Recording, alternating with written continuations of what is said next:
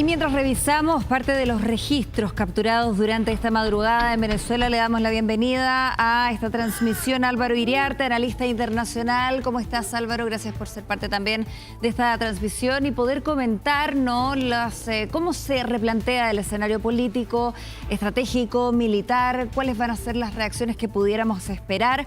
Y sin duda lo que ha llamado más la atención del discurso de Donald Trump es esta intervención, hacerse cargo de Venezuela. ¿Cómo crees tú que se va a llevar adelante esta intervención?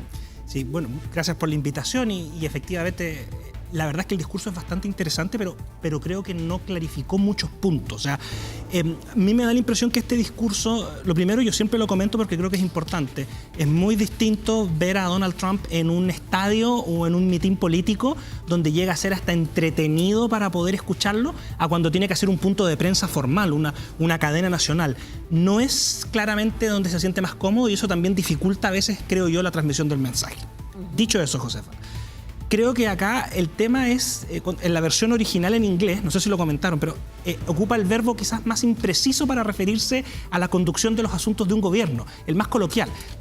Ocupó el verbo run, que es como vamos a hacer funcionar, y eso planteó muchas dudas porque se produjo automáticamente, fue la primera pregunta que le tratan de hacer en ese punto de prensa. Cuando tú dices nos vamos a hacer cargo, la pregunta es ¿a qué se refiere eso? Porque desde la perspectiva de los Estados Unidos es evidente que esta operación continúa adelante y que por lo tanto esto pasa a manos del Departamento de Estado a cargo de Marco Rubio. Eso no tiene ninguna duda. La pregunta es lo que nosotros desde Latinoamérica nos preguntamos, es ¿quién asume el poder y el control de la situación en Venezuela? ¿Y qué es, perdón, hacerse cargo? También lo conversábamos, ¿no? ¿Qué es hacerse cargo? ¿Quién define los límites? ¿Qué implica? ¿Quién define los límites de cuándo dejamos de hacernos cargo? ¿Y qué es el ver, o sea, como responsabilizarse hasta qué punto, no? Mira, tenemos algunas luces por ahí en la historia del siglo XX de los Estados Unidos. Por ejemplo, hacerse cargo podría ser cuando en plena Revolución Mexicana las tropas, los infantes de Marina ingresan por el puerto de Veracruz y llegan a la Ciudad de México y se instalan en la Ciudad de México hasta que los revolucionarios y el gobierno de Porfirio Díaz finalmente termina por caer.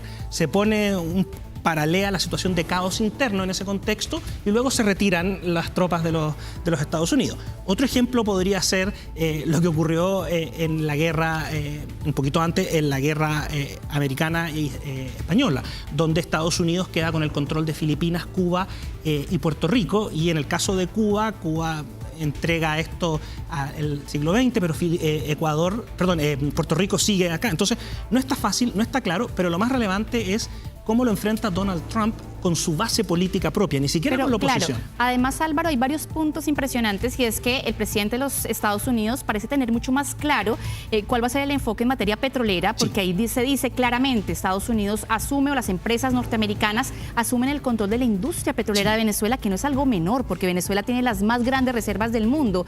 Pero además de eso dice, vamos a venderle el petróleo mejor a China, a Irán. Parece que todo esto fuera un asunto de negocios y que el tema de la democracia queda un poquito de lado, y hay muchas más dudas sobre ese tema. ¿Qué hace que el petróleo venezolano sea tan importante o que se haya dado tanta relevancia durante el discurso? Y el tema de la democracia, que es lo que vemos que la gente está de alguna forma celebrando en las calles, haya pasado como colado y de lado. Sí, yo tiendo a creer que en el discurso lo que queda claro, a ver, lo primero en tener claro es que Estados Unidos no tiene, hoy día, en 2026, no tiene una dependencia del petróleo venezolano como sí la tenía en los 2000. Y por eso que en el año 2000, cuando fue la guerra de Afganistán y la guerra de Irak, en ese periodo, esos 2 años, Hugo Chávez podía darse el lujo de hacer una presentación en las Naciones Unidas, porque claro, el petróleo lo estaban vendiendo, se estaba transando en $120 el barril, y Venezuela era uno de los principales proveedores de Estados Unidos.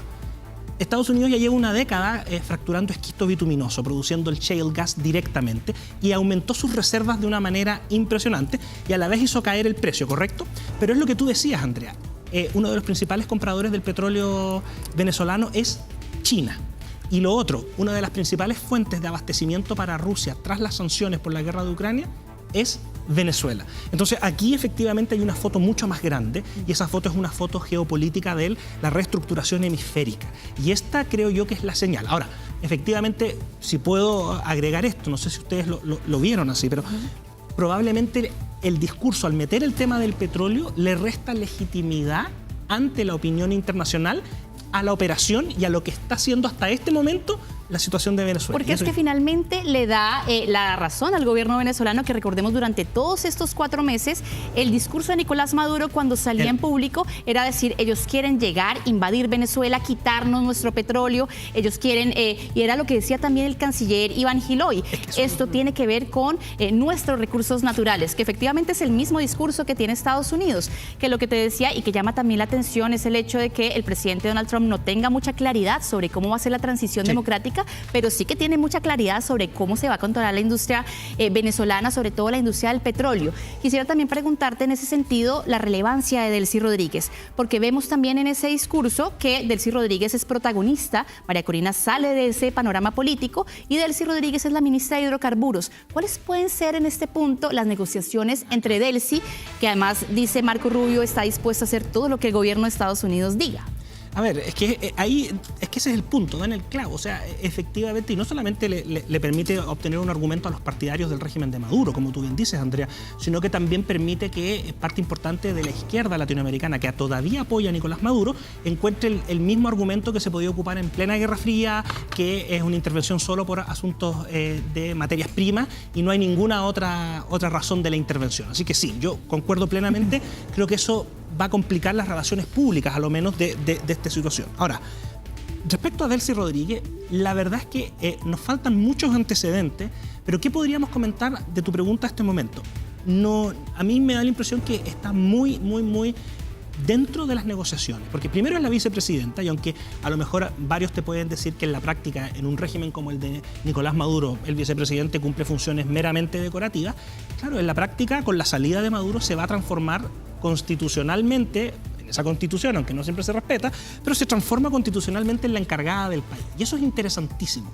¿Por qué? Porque efectivamente aquí se abren varias líneas especulativas. La primera es ¿por qué estaba ella en Rusia? Está bien, visita de Estado, pero ¿por qué está en Rusia y justo ocurre esta situación cuando está en Rusia? Claro. Y no planea volver rápidamente. Primera cosa. Segundo, en este tipo de operaciones es verdad que hay un despliegue de la capacidad militar de los Estados Unidos, pero no podemos dejar de lado el rol de la inteligencia. Y cuando tú quieres sacar a una persona que ejerce un liderazgo de una institución, sea o no un gobierno, o haya sido como por ejemplo cuando han tomado a narcotraficantes como en otras épocas de la historia, tú tienes que tener datos e información desde adentro. Y ahí entonces surge la duda. ¿Estará comprometida en ese sentido Delcy Rodríguez con la caída del régimen de Nicolás Maduro o simplemente es la pieza accidental?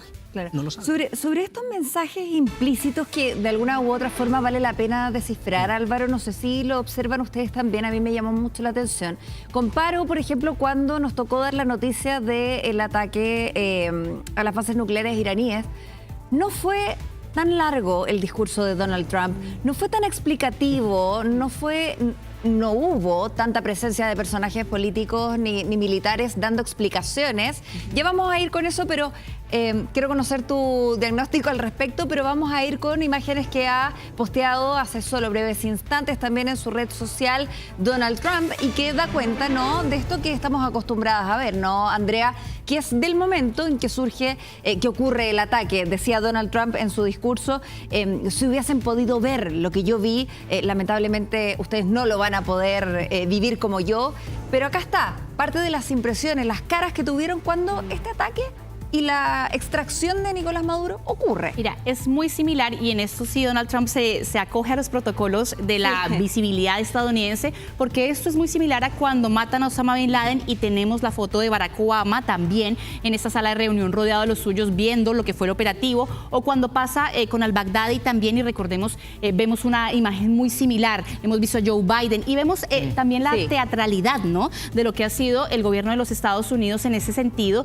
y la puesta en escena del presidente de los Estados Unidos rodeado por los dos hombres en los que más confía, porque finalmente ellos dos son la cara visible de lo que ha sido este operativo que inicia en el mes de septiembre formalmente, que se anuncia en agosto, pero que, por ejemplo, Pete Hegseth, que es el que vemos ahí, el secretario de Guerra, fue el que estuvo todo el tiempo mostrando cuando eran bombardeados estos barcos, incluso a veces él, antes que el presidente de los Estados Unidos, manteniendo además este discurso de que era además lo que estaba sucediendo en el Caribe muy muy similar. Él todo el tiempo comparó a los carteles de la droga, o al menos al Tren de Aragua y a todo lo que tenía que ver con Venezuela, con el Al-Qaeda de Occidente. ¿Es tan así, Álvaro, cuando hablamos, por ejemplo, de narcoterrorismo?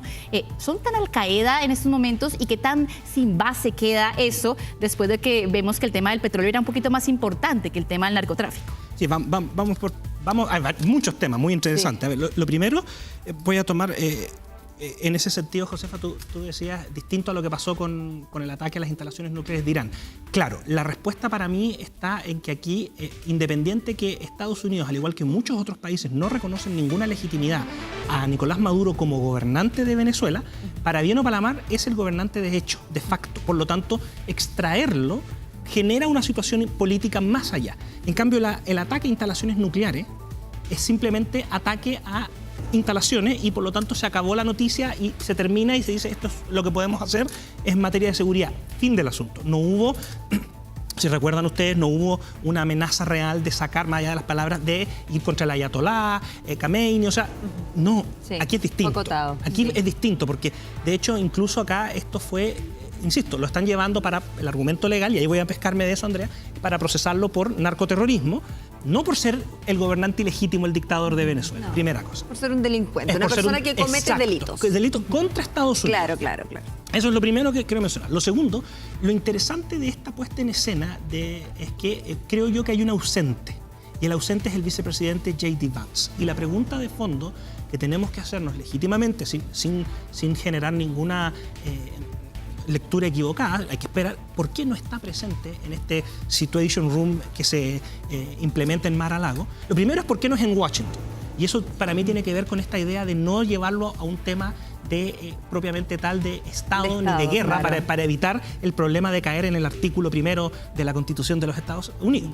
Pero lo segundo es ¿por qué no viajó el vicepresidente? Porque está el secretario de Estado, Marco Rubio, y el secretario de Guerra, Pete Hegseth. Es porque el vicepresidente es del ala menos intervencionista, no está de acuerdo, más allá de que sacó un tuit apoyando el tema, y eso también vamos a tener que verlo en la lectura, porque no está. ¿Y por qué no tomarlo como un problema de Estado si afecta en definidos términos a la seguridad nacional? Cuando ve a una población que está siendo afectada según por la droga que está llegando y proveniendo de ese país, en definitiva, ¿por qué no convertirlo en un problema de Estado?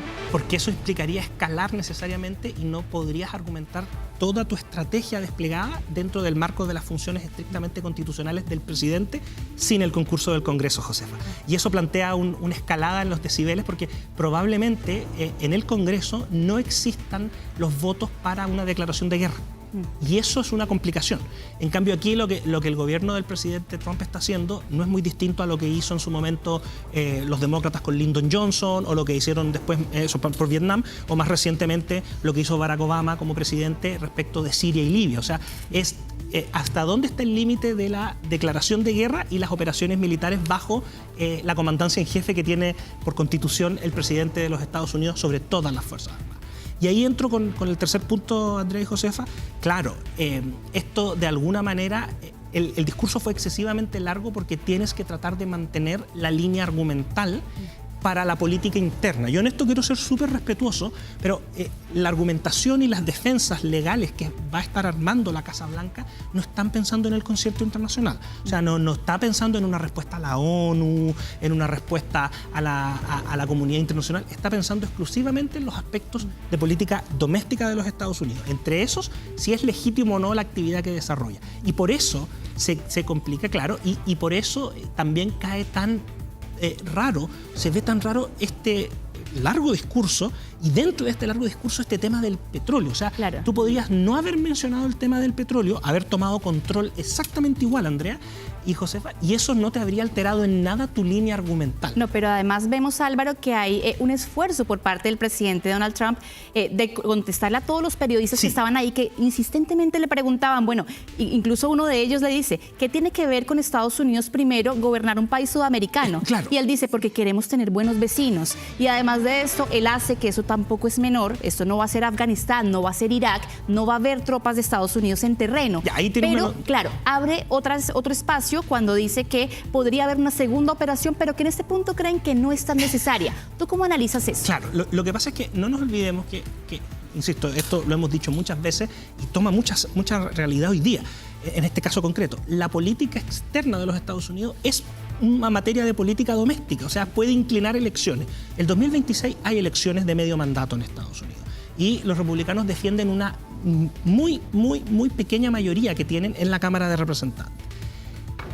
Eso puede generar que esta operación no se haya podido posponer más porque tienes que dar vuelta rápidamente la página, Andrea, para concentrarte en los temas de la elección, que van a ser los temas de inflación, costo de vida, economía y otras cosas que no está rindiendo la administración Trump en el año que acaba de cumplir instalado. Entonces, no perdamos eso de perspectiva. Y lo segundo, claro, la base más, y esto es muy interesante, la gente... Tenemos claro que el Partido Republicano está controlado hoy día por Donald Trump como figura, su sombra se proyecta y efectivamente el partido está cuadrado. Pero una cosa es la institucionalidad del Partido Republicano y otra cosa es el movimiento Make America Great Again que fundó el presidente. Y ese movimiento en esta materia se va a dividir y es muy crítico en materia de intervención internacional. Tenemos figuras como Steve Bannon y otros, y a través de los portales que tienen, cuestionando derechamente esto como una guerra. Y por eso que ocupa la expresión de decir esto no va a ser como como Irak y Afganistán. ¿En qué significa? Primero, que no va a haber una guerra formal. Segundo, que no se van a desplegar tropas. Pero, ¿qué tiene que ver eso, me van a decir usted? Mucho, porque lo que apunta no es a no desplegar tropas, es a que no va a haber muertes de personal militar de los Estados Unidos. Que fue algo que repitió todo el tiempo. El discurso. No hubo una sola baja de Estados Unidos. Todo el discurso. Fue un operativo quirúrgico, limpio, en donde realmente es algo que tú lo mencionas bien. Al estadounidense promedio le importa mucho que no vayan a morir sus soldados nuevamente, que no se abra una guerra en otro país. ¿Y qué tanto puede complicar eso? Porque tú mencionabas un tema y es que el gobierno de Estados Unidos no ha cumplido mucho con las expectativas y esas elecciones de medio término tiene que ver con una suerte de plebiscito de que ha hecho Trump hasta el momento, que ha sido mucho más figura internacional en Gaza, en Ucrania, ahora en Venezuela, pero adentro no le está yendo tan bien. Y esto quizás no rinde mucho electoralmente y eso lo sabe, la administración Trump lo tiene claro. Ahora, si tú revisas la historia reciente de las elecciones en Estados Unidos, en las elecciones de medio mandato, cada vez que el tema de una intervención militar en una guerra propiamente tal o en estas cosas está en la papeleta, complica al presidente que está en la Casa Blanca. Quizás la única excepción, y ustedes me van a decir, claro, resultado obvio, sí, hoy día resultado obvio, fue la elección de medio mandato del 2002, que fue después de los atentados de las Torres Gemelas. Por lo tanto, en esa elección, George Bush hijo, junto con los republicanos, arrasan porque efectivamente el tema se transformó en la guerra contra el terrorismo. Y en ese sentido, Álvaro, ¿cómo, bueno, si pudiéramos hacer un ejercicio de prognosis, ¿no? De lo que uno... No está fácil. A ver, todo esto es una apuesta, es un all-in, de una apuesta absoluta de Donald Trump, entendiendo también las pretensiones electorales que existen. ¿Qué pasa si a nivel interno, a nivel doméstico, los índices no cambian? Si la delincuencia y organizaciones como el Tren de Aragua no logran ser desbaratadas como él espera, si el consumo de drogas no disminuye como él espera, porque todo esto está atribuido finalmente al narcotráfico y al narcoterrorismo. Si estos índices, si esta realidad no cambia en Estados Unidos, entonces ¿cómo explicar toda esta operación, toda esta intervención? ¿Y cómo explicar entonces que existe un Estados Unidos haciéndose cargo de un país en América Latina si las cosas no cambian en Estados Unidos? Sí. Son dos prognosis, yo diría. La primera es cómo explicar esto. Esto es simplemente cosa que tomemos a veces en serio los documentos, porque nosotros en Chile publican documentos como la Estrategia Nacional de no sé qué cosa, y la verdad es que no le damos mucha relevancia. Pero aquí está la política de defensa de los Estados Unidos, la política nacional de defensa que se publicó en noviembre del 2025, cuando tú revisas lo que dice respecto, Josefa, al hemisferio occidental, y para estos efectos el hemisferio occidental es principalmente las Américas, es clarísimo. O sea, Estados Unidos, la justificación última es que no quiere ni a Rusia ni a China interviniendo en el hemisferio. Sí, no, pero yo me preguntaba como, en caso que las cosas no cambien próximamente, ¿cómo lo vamos a explicar? Pero antes de eso, vamos a ir al Palacio de la Moneda.